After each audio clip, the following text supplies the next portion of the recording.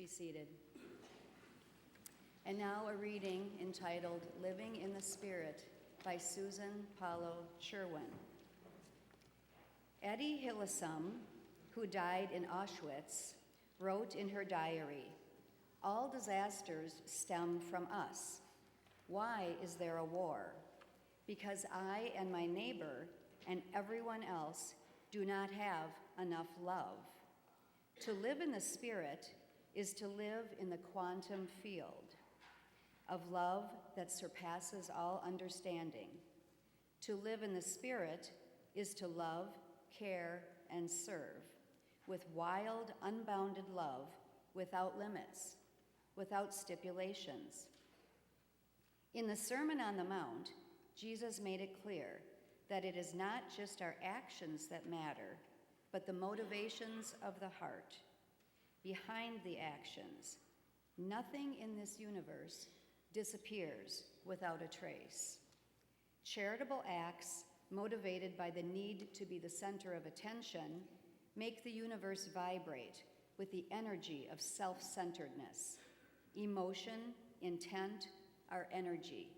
Nothing disappears without a trace. What are we sending out into the universe? Joy, nobility, truth, beauty, love without need for return? Nothing disappears without a trace.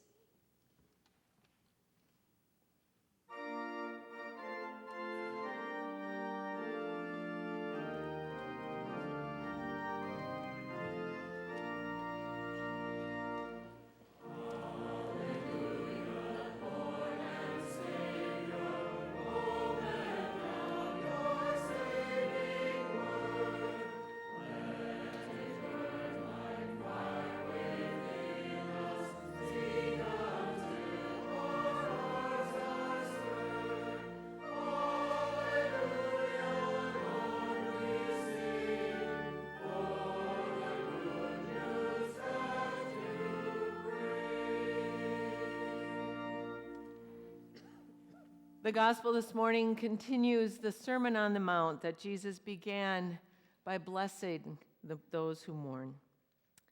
"You have heard that it was said to those of ancient times, 'You shall not murder,' or 'Whoever murders shall be liable to judgment.' But I say to you that if you are angry with a brother or sister, you will be liable to judgment. And if you insult a brother or sister, you will be liable to the council. And if you say, 'You fool,' you will be liable to the hell of fire.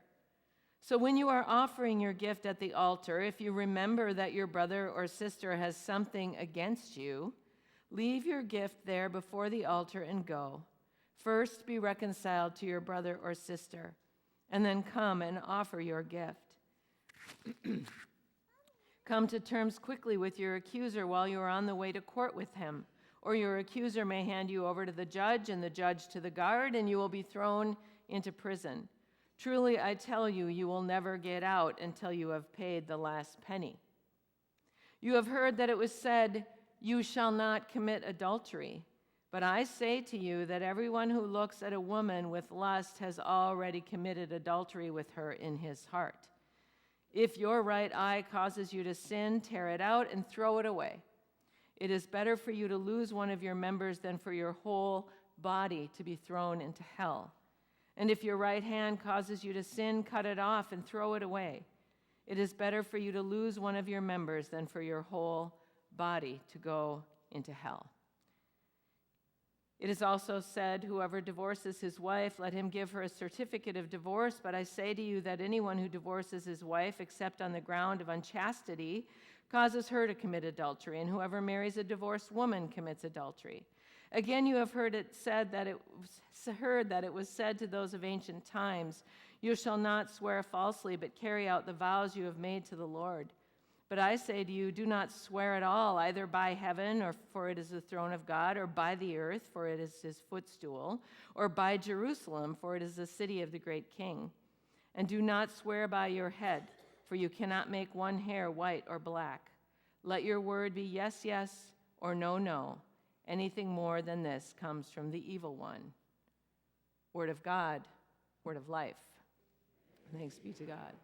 I invite you to be seated.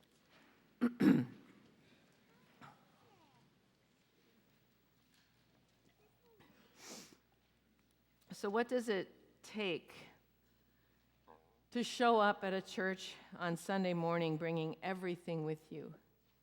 And I mean everything, excuse me. Most of you probably took a shower and found some clean clothes to wear, or cleanish. Maybe some of you took more care. You piled into the car, found a place to park, and then you squared your shoulders and bravely held up your chin to walk in the door. When I was growing up, one did not reveal one's grubbier self in church. Sin, shame, addiction, marital problems, kids in trouble, none of that was admitted in the hallowed and holy sanctuary where we came to meet God. It could be that the church of my childhood lost the first few chapters of Matthew, where Jesus says that a new kingdom has arrived, a kingdom that finds its center in the place where the grubby people dwell, a new kingdom that lifts up the ones that this world has cast down, where the fight for righteousness and peace is the only fight worth having.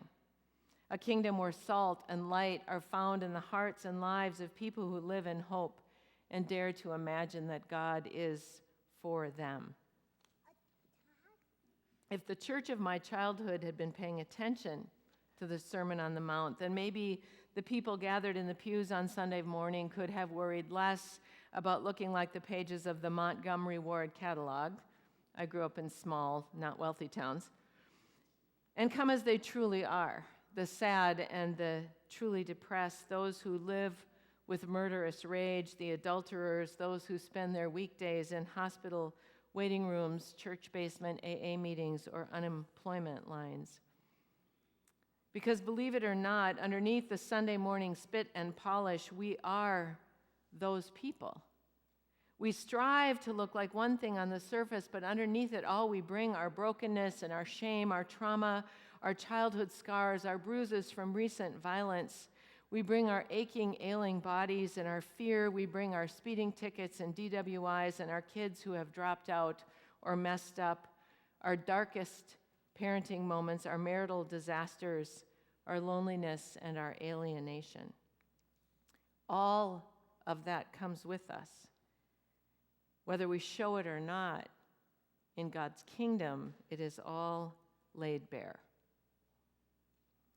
There's a great scene in the last Harry Potter book. How many of you are Harry Potter fans? If you've not read these books, would you just please? Am I right? If you, I don't care how old you are, I don't care what you think about magic, if you have not read these books, well, first read this one. But please read the Harry Potter books. They are going to shape our culture as powerfully as other literature has, and I commend them to you.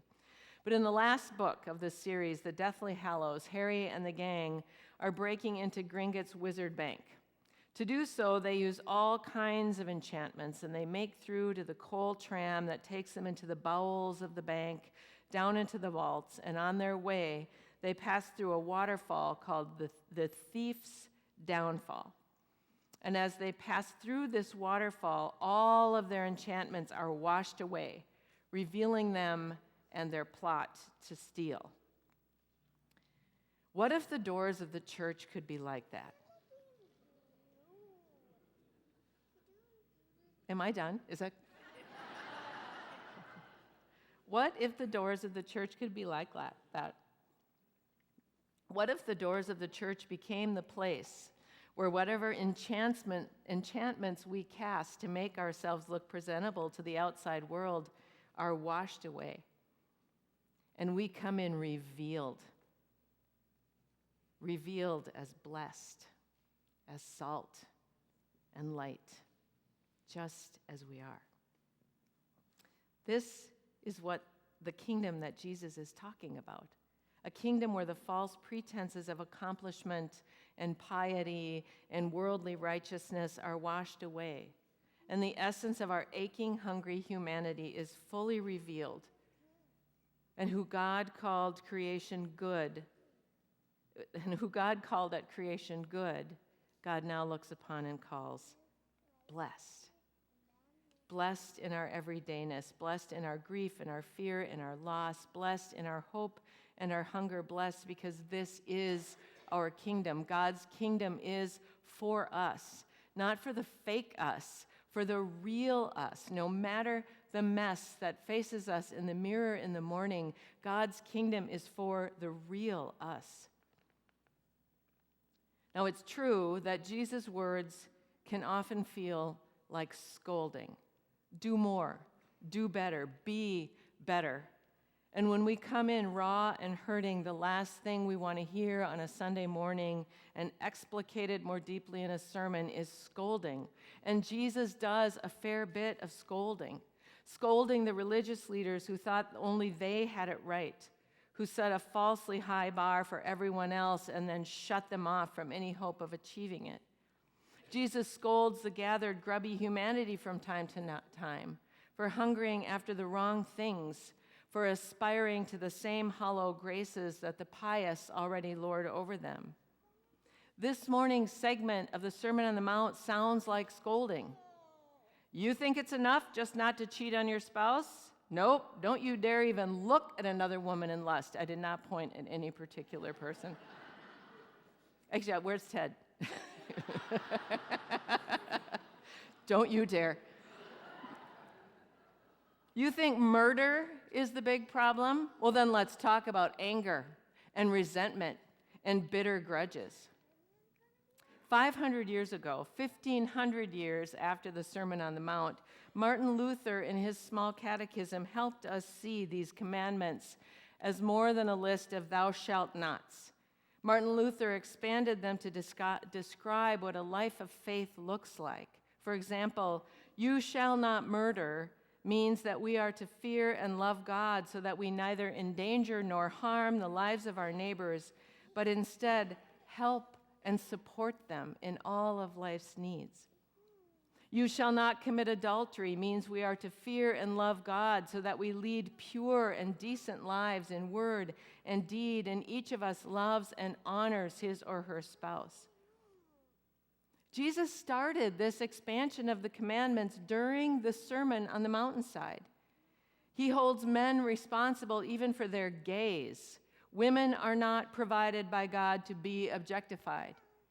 Anger is described as destructive as murder, destroying relationships and rending the community. All of this is true and instructive and important, and it would serve us all well to keep a copy of the Sermon on the Mount and a copy of the Small Catechism at our dinner table, which, by the way, is where Martin Luther wanted us to keep that Small Catechism, to remember that the commandments not only set boundaries around our behavior, but remind us who we can be in God's grace.